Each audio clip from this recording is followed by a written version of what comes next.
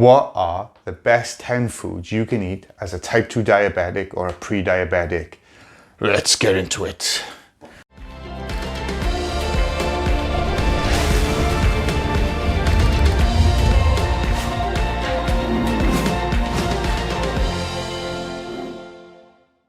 Why am I qualified to talk about this? Well, my name is John Collett, and in March 2018, I got diagnosed with type 2 diabetes. Within 6 months, I managed to put my condition into remission, and I want to help you do exactly the same.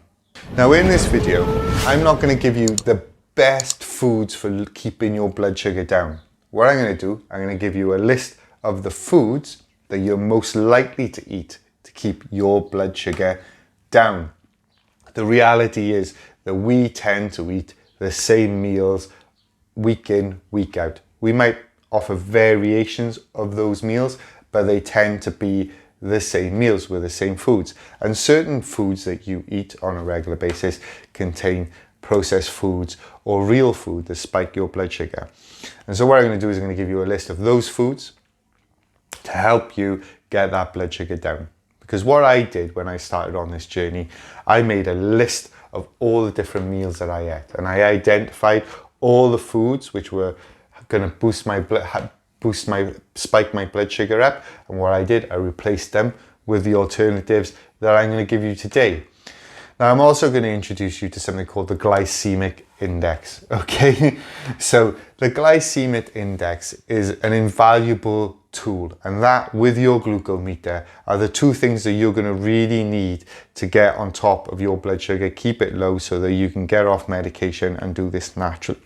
Now, the glycemic index comes in two different things. You have a GI, which is what tells you how much a particular food is going to raise your blood sugar, and a GL, a glycemic load, which takes into consideration, I want to get this right, so I'm going to read it, just the quantity and the quality of the foods that you can eat. And to be able to go to the glycemic index, there's going to be a link in the description below. You can go click on that, it'll take you to the website. You can put in whatever food that you want and it'll tell you what the different levels are. And it's a good way of educating you. So anyway, enough waffle, let's get into it. The first food that I recommend is cauliflower rice. Okay, rice as a product is one of the biggest foods that we consume on this planet. Okay, but it's also a food that is going to spike your blood sugar massively, and so you need to really avoid rice as much as possible. Now, according to the glycemic index, it's got on average a 69 for the GI and a GL of around 36, and that's for 150 grams of rice. This is really, really high. And yet again, you don't have to take my word for it. Your glucometer, test your blood sugar after eating rice and see what happens to your blood sugar. It spikes up massively. Where cauliflower rice only has a 21 GL, a GI, and a glycemic load of 4. And that test is done on 300 grams of cauliflower rice.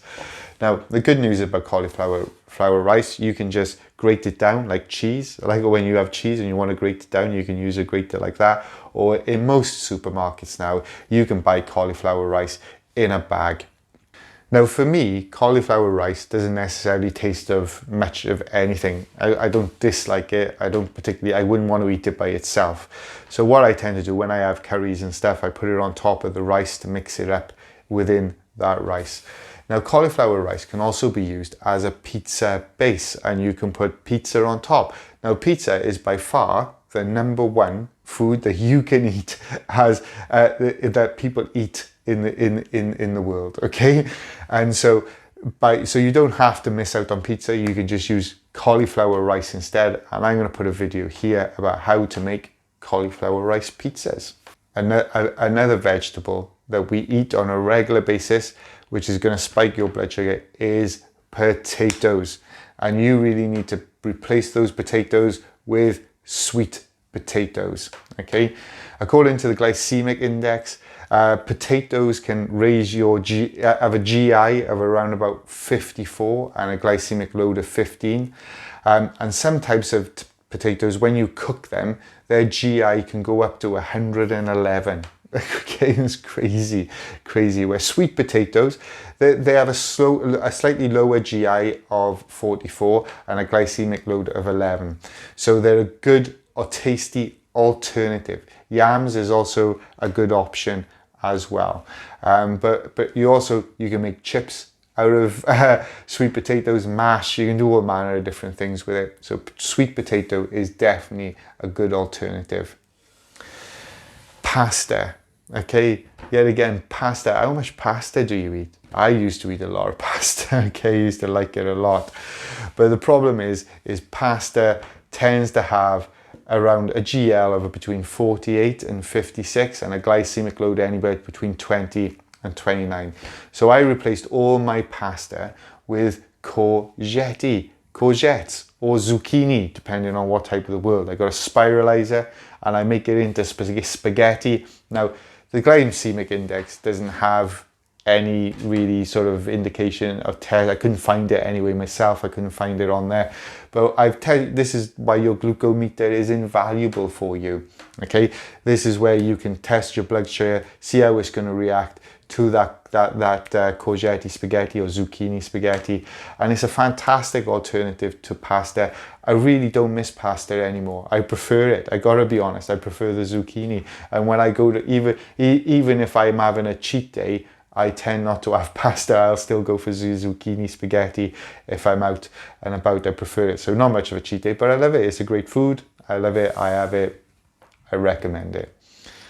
So, lunches. Let's talk about lunches. What do you do about lunches? Because, you know, bread, innit? You know what I mean?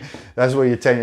If I'm saying to you not to go to your fast food joint to get your foods, or your supermarket to get your big deal, you know, you're going to make yourself the best snack you can have is make a sandwich, right? But unfortunately, bread is full of white flour, and white flour is man-made.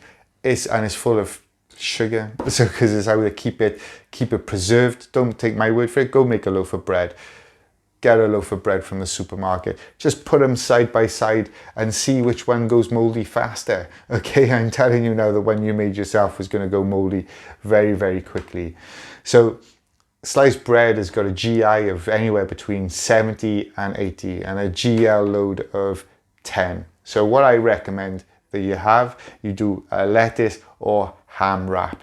I tend to fill them with cheese, or if I have a lettuce one, I'll put ham and I'll put full fat cheese in there and hummus. Yeah, I really love that. But to find out more about those, here's a video here about how to make ham and lettuce wraps. They're easy, they're quick, and they don't spike your blood sugar.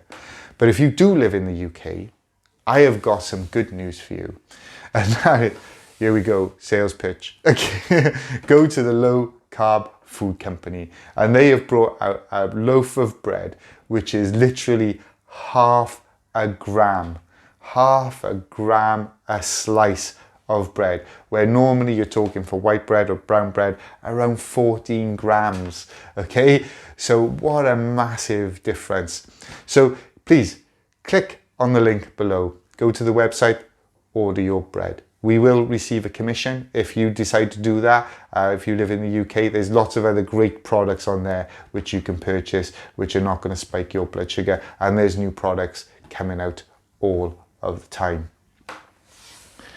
So the next foods that you can eat, as well as a type 2 diabetic, is fruit.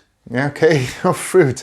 Now, look, I know some people will say fruit has got a high sugar content, and that is true. But it's a natural sugar, okay, in there. And so though it does put your sugar up, it doesn't put it up nowhere near as high as a chocolate bar or something like that. And it's got lots of other good nutrients like fiber in them and other nutrients that you need in your body. Now, I like pears. I like pears because pears are really good in fiber, and we need plenty of fiber in our diets. We don't eat a lot of fiber. I also like berries like blueberries, strawberries, and I like to put my blueberries and strawberries in with, I get full fat yogurt, okay, and I put oats in there, overnight oats, and I put some berries and strawberries in there as well, and that's a really good breakfast that I really enjoy. So yeah, don't be scared of fruit, but try to eat fruits early on in the day so the blood sugar has got time to come down. But there is one fruit you desperately need to avoid, and any extract of this fruit as well, and that is bananas. You really need to avoid bananas. Bananas will actually spike your blood sugar in some cases higher than chocolate. Okay, so you really need to stay away from bananas. My next one is nuts. Dried nuts, fantastic. They have really good high fat content and is great as a snack. A handful of nuts, really great as a snack. When you're feeling hungry, handful of nuts, and then that will mostly get rid of the any cravings to eat again and again and again. Okay. Next one, water. Now this is massive. You need to be drinking about 2 liters a day. You want to start your day with at least half a liter of water. Before you do anything, drink water. Our bodies are 60% made up of water. We can actually go 3 to 4 weeks without eating. We can only last 3 to 4 days without water. That's how important water is. A lot of the time when you feel hungry, you're not hungry, you're dehydrated. Drink some water, the hunger goes away. Okay, that's how important it is. Stick some lemon and lime in the water, and then lemon and lime is a great way of giving the water taste. And also, and lemon and lime are really good at reducing your blood sugar levels as well. Don't get fooled into this whole thing of diet soda, no added sugar, zero sugar. Okay, the full fat soda has got massive amounts of processed sugar in it, massive amounts of salt, which is designed to make you want to eat again quickly. Okay, and even things like orange juice have a massive amount of processed sugar, so they can act as a preservative on the shelf so that they stay tasting nice for longer. And so I just cut them out. But water, green tea as well, black coffee, all of these are good alternatives, but you need to drink a lot more water and get all of those sugary, sodary drinks out of your life. Now, when it comes to dairy, okay, this is what I recommend. It's okay to drink milk, but make sure if you can, it's organic and it's full fat, okay? And if you're gonna eat cheese, make sure yet again, it's organic, okay, and it's full fat. Anytime in a dairy product like yogurt or low fat milk or low fat cheese, what they do is they take the fat content out of it, but they replace it with processed sugar. Okay, and processed sugar is far worse for you than fat, because fat burns slowly in your body, processed sugar burns quickly. Okay, and your body's not designed to eat it anyway or consume it. Okay, so if you are going to have dairy products, if that's what you want to do, I have done gluten-free and dairy-free, and my body was fine with it. But if you are going to eat dairy, full fat and organic as much as possible. Now, I've actually just lost count of how many foods I've actually just given you, but I'm going to give you more than 10. If you click on the description below, it's going to take you to my website. Click on the link and put your name and email address in there, and I'll send you completely free a food guide of all the foods that you can eat as a type 2 diabetic. What I've given you today is the ones that I have the most of the time. Okay, and I've also given you 2 tools, the glycemic index and your glucometers, of a way of knowing if a food is good for you to eat or not. The only way you're going to test it is through yourself. Everyone's insulin resistance is different. Okay, now I'm going to put a list of videos here all about foods and different meals that you can eat as a type 2 diabetic. But just remember, you're not a number, you're a rhino. Now charge.